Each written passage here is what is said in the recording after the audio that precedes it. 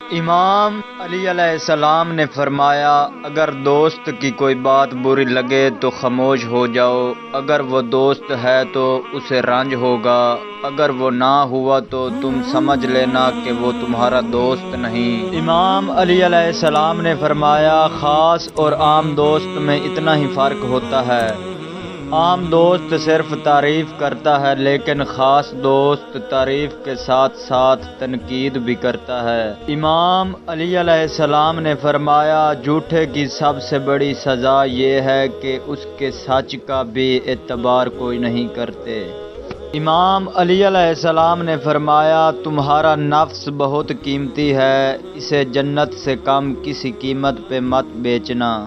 امام علی علیہ السلام نے فرمایا، کبھی بھی اپنی جسمانی طاقت اور دولت پر بھروسہ نہ کرنا، کیونکہ بیماری اور غربت آنے میں دیر نہیں لگتی۔